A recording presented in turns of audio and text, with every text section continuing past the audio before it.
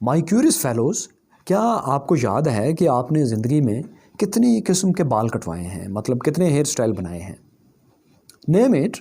بچپن میں ایک بنایا ہوگا، ایک ٹین ایج میں ایک خاص طرح کے 2-3 سٹائل بنائے ہوں گے، پھر جوانی میں کچھ چند ایک سٹائل بنائے ہوں گے، اور پھر اس کے بعد بڑھاپے میں تو ایک نیچرل ہیئر کٹ سب کو مل جاتا ہے۔ بہت کم لوگ اس سے بچنے میں کامیاب ہوتے ہیں۔ تو یہ کل ملا کے 10 15 20 میکسیمم اتنے ہوں گے، اس سے زیادہ نہیں ہوں گے۔ آپ کو شاید کبھی بھی احساس نہ ہوا ہو کہ ہیئر کٹ کروانا اپنی مرضی کا کتنی بڑی لگژری ہے، اگر آپ نارتھ کوریا میں نہیں رہتے۔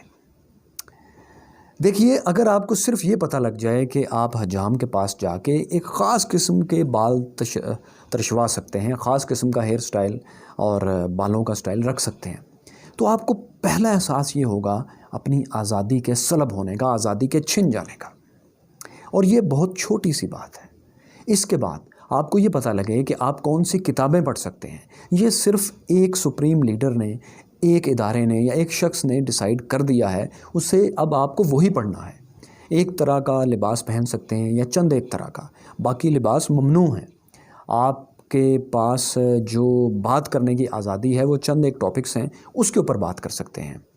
مذہب صرف ایک خاص قسم کا ہو سکتا ہے، اس کے علاوہ جو ہوگا اس کو اچھی نظر سے نہیں دیکھا جائے گا، بلکہ اگر وہ تھوڑا سا اس طرح کا ہوا جس کو اسٹیٹ پسند نہیں کرتی، جیسے نارتھ کوریا کی میں بات کر رہا ہوں، تو وہ کرسچن وہاں بہت بڑی تعداد میں ہیں، لیکن وہ اپنے مذہب کے مطابق اپنے ریچولز یا جو بھی ان کی چیزیں ہیں وہ ادا نہیں کر سکتے۔ ان کو قید کر دیا جاتا ہے، سزائیں دی جاتی ہیں، اور وہ چھپ کے یہ کرتے ہیں۔ مساجد کا، اللہ کی عبادت کرنے کا، مسجدوں میں اذان کا تصور ہی نہیں ہے وہاں۔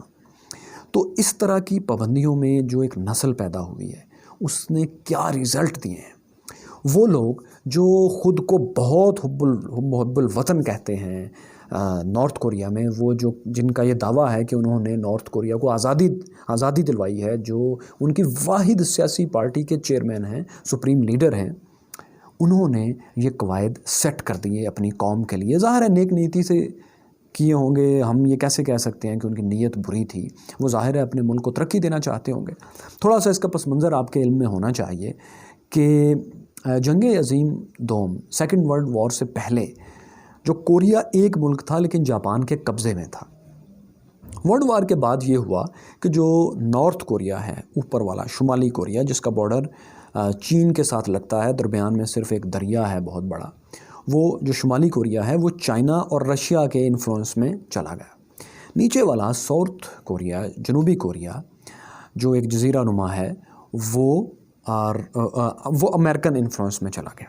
اب ان دونوں کے انفلوئنس میں جانے کے کچھ دیر بعد یہ ہوا کہ یہ دو ملک، ان کا انفلوئنس تو جاتا رہا، لیکن یہ دو ملک، نارتھ کوریا اور ساؤتھ کوریا، جو پہلے پارٹس کی تقسیم تھی صرف سمجھانے کے لیے فلاں کا انفلوئنس فلاں کا انفلوئنس، وہ اب دو الگ ملک بن گئے۔ دونوں ملکوں میں لیڈرز نے اپنی عوام کو اور طرح سے ریز کیا، اور جس طرح سے ریز کیا اس کا رزلٹ، ایکسٹریم رزلٹ دنیا کے سامنے ہے۔ یہ سیکھنے والوں کے لیے، کیوریس مائنڈز کے لیے، سمجھنے والوں کے لیے اس سے اچھی مثال اس دنیا میں آنکھوں کے سامنے اور کوئی بھی نہیں۔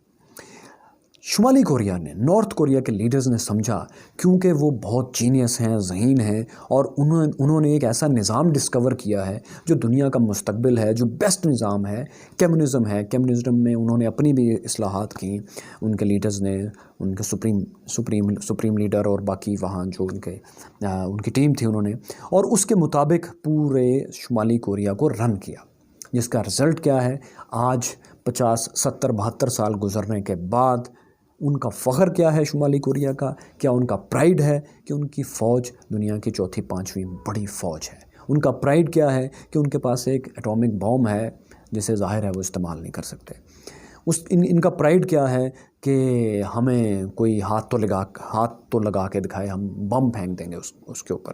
ان کا پرائیڈ کیا ہے کہ وہ منرلز ایکسپورٹ کرتے ہیں، ہر غریب ملک کی طرح، ہر اس ملک کی طرح جس میں ذہانت کی کمی ہے، وہ صرف اپنی زمین کھود کر جو نیچے سے نکلتا ہے وہ باہر ملکوں کو بیچ دیتا ہے، اور باہر جہاں پر ذہین لوگ ہیں، جہاں پر ذہنوں کے اوپر کام ہوا ہے، وہ اسی منرل سے زیادہ اچھی پروڈکٹس بنا کے واپس پوری دنیا کو ایکسپورٹ کرتے ہیں، زیادہ سہولت دنیا میں پیدا کرتے ہیں، اچھے پیسے کماتے ہیں، اپنا لیونگ سٹینڈرڈ اپ کرتے ہیں۔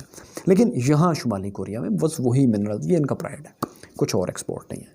اس کے مقابلے میں، اس کے نیچے ساؤتھ کوریا، وہاں کے لیڈرز نے، وہاں کی قوم جس طریقے سے ریز ہوئی وہ کیا تھا؟ فری آف مائنڈ، پوری دنیا سے رابطے، نو کلوز، جو شخص جو کرنا چاہتا ہے وہ کرتا ہے، ان کی ایکسیس انٹرنیٹ تک ہے، وہاں پر کتابیں آتی ہیں، وہاں پوری دنیا سے لوگ آتے ہیں اور پوری دنیا میں ساؤتھ کوریا سے لوگ جا سکتے ہیں۔ شمالی کوریا میں کی طرح نہیں ہے کہ وہاں کوئی آ نہیں سکتا، وہاں کوئی جا نہیں سکتا۔ اگر کوئی ٹورسٹ چائنا سے، صرف چائنا میں چند ایک کمپنیز ہیں ٹورزم کی جہاں سے بکنگ کروا کر کوئی نارتھ کوریا میں آتا ہے، اور جتنی دیر وہ نارتھ کوریا میں رہتا ہے، اور وہی لوگ آ سکتے ہیں جن کو وہاں کی حکومت اجازت دیتی ہے، وہ وہی تصاویر بنا سکتے ہیں جس کی نارتھ کوریا کے گارڈز جو ان کے ساتھ ہوتے ہیں ٹورسٹ کے، جن پکچرز بنانے کی وہ اجازت دیتے ہیں۔ بلکہ آپ ایک مزاح کی حد تک بات ہے کہ وہاں کے ٹورسٹ کے لیے یہ الاؤ نہیں ہے کہ ان کے supreme leader Kim Jong Un جتنے بھی آئے ہیں، ان کے جو وہاں اسٹیچوز لگے ہیں، وہ موبائل کیمرے سے ان کی اگر تصویر اتارنا چاہیں، اور جو ان کو ضرور کہا جاتا ہے کہ آپ اس کو یہ پکچر لیں، وہ ان کو سر سے ہیڈ ٹو ٹو، سر سے پاؤں تک وہ تصویر بنانا ہوتی ہے۔ وہ اس کو کراپ نہیں کر سکتے کہ صرف ان کے فیس کی پکچر لے لیں یا ان کا ہاف شاٹ لے لیں، نہیں، پوری پکچر۔ اگر ان کے سٹینڈرڈز کے مطابق یہ پکچر نہیں ہوگی تو وہ ان کے موبائل سے، ان کے لیپ ٹاپ سے ڈیلیٹ کر دی جائے گی۔ اور اگر وہ یہ رول فالو، اس طرح کے باقی انتہائی مضحکہ خیز اسٹوپڈ قسم کے رول فالو نہیں کریں گے تو ان کو جیل بھی ہو سکتی ہے۔ ایک امریکن اسی طرح کی کچھ تصاویر بناتا ہوا وہاں کئی سال قید بمشقت بھگت چکا ہے، اور کئی ابھی بھگت رہے ہیں۔ تو یہ وہ نارتھ کوریا کی سٹرکٹنس، جس کو ظاہر ہے انہوں نے حب الوطنی میں ہی اپلائی کیا ہوگا وہاں جب سٹارٹ میں کیا، اب وہ ان کے لیے ضرورت بن گئی ہے، کیونکہ اب اگر اس کو وہ چلائیں گے نہیں تو اس رجیم کے خلاف بغاوت ہو جائے گی۔ شمالی کوریا میں اچھی لائف صرف وہ گزار سکتا ہے جو ان کی ایلیٹ کلاس میں یا ان کی ملٹری میں شامل ہو جائے، کیونکہ انہوں نے لا زبردستی اپلائی کرنا ہے لوگوں پر، تو وہ اس لیے اپلائی کرنے کے چکر میں خود تھوڑا سا بچ جاتے ہیں، اور چھپ چھپ کے ساؤتھ کورین موویز دیکھ لیتے ہیں، چائنیز مووی دیکھتے ہیں، ان کو بھی الاؤ نہیں ہے۔ شمالی کوریا میں انٹرنیٹ نہیں ہے، کتابیں باہر سے نہیں آ سکتی، کوئی شخص باہر ٹیلی فون پہ بات نہیں کر سکتا، کسی کے پاس سے ٹیلی فون پکڑا جائے تو اس کو جیل ہوگی، یا اگر حکومت چاہے تو اس کو سزائے موت بھی ہو سکتی ہے۔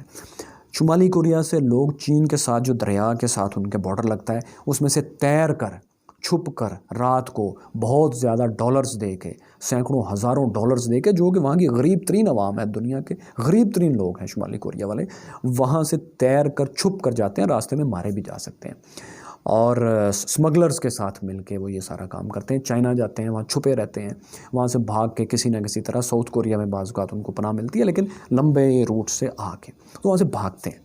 اس کے مقابلے میں اگر میں آپ کو ساؤتھ کوریا کی بات کروں، ساؤتھ کوریا کا فخر کیا ہے؟ ابھی ہم شمالی کوریا کے فخر کی بات کر رہے تھے، اس کلوز مائنڈ سیٹ کے ساتھ جو وہاں 70-72 سال بعد جو ریزلٹ ہے، کسی بھی کہیں کی بھی پالیسیز کا ریزلٹ اگر آپ نے چیک کرنا ہے تو سارے 3 نسلیں، 3 جنریشنز از انف، 3-4 نسلیں 70-72 سال میں آ جاتی ہیں، چوتھی نسل جوان ہو رہی ہوتی ہے، تو آپ ریزلٹ دیکھ سکتے ہیں۔ تو شمالی کوریا کے اس مائنڈ سیٹ کا ریزلٹ یہ ہے۔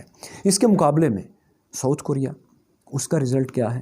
آپ کو LG کی آپ نے پروڈکٹس یوز کی ہوں گی، دنیا بھر میں ان کا نام ہے، ایک معیار کا نام ہے، یہ کہاں کی ہیں؟ ساؤتھ کوریا کی۔ ہونڈائی گاڑی آپ استعمال کرتے ہوں گے، آپ نے دیکھی ہوگی، ساؤتھ کوریا۔ سیمسنگ، کون نہیں جانتا سیمسنگ کو؟ South Korea. حالانکہ ساؤتھ کوریا کا ہر شخص ملٹری میں اس طرح سے اپنی فخر نہیں کرتا جیسے شمالی کوریا کے بچوں کو رٹایا جاتا ہے کہ ہمارے پاس ایٹامک بم ہے، ہم دنیا کے ان ممالک میں سے ہیں جن کے پاس ایٹم بم ہے، چند ایک ممالک میں سے۔ ساؤتھ کوریا کے پاس عوام اس بات پہ فخر نہیں کرتے، لیکن ان کی ٹیکنالوجی پاکستان، شمالی کوریا سے تو بہت زیادہ ایڈوانس ہے، دنیا کے بے شمار ممالک سے ایڈوانس ملٹری ٹیکنالوجی کے ساتھ وہ زندہ ہیں۔ ان کی فوج دنیا کی ایک بڑی فوج ہے، 5-6 لاکھ کی تعداد میں یا اس سے بھی زیادہ ان کی آرمی ہے، اور وہ بڑی طاقتور تگڑی آرمی ہے۔ سوائے ایک ایٹامک بام کے شمالی کوریا کے پاس، اور فخر ہے کیا، اور اس فخر کو مسلسل اپنے سینے پر سجانے کے لیے وہ پوری عوام میں روز یہ پروپیگنڈا پچھلے 70-72 سال سے کر رہے ہیں۔ اس کا رزلٹ کیا ہے؟ آپ کو نارتھ کوریا کا نہیں پتہ، آپ کو ان کے پروڈکٹس کا نہیں پتہ، اور وہاں کے لوگ ایک ایسی جیل میں رہ رہے ہیں، 2-2.5 کروڑ لوگ ایک جیل میں زندہ ہیں۔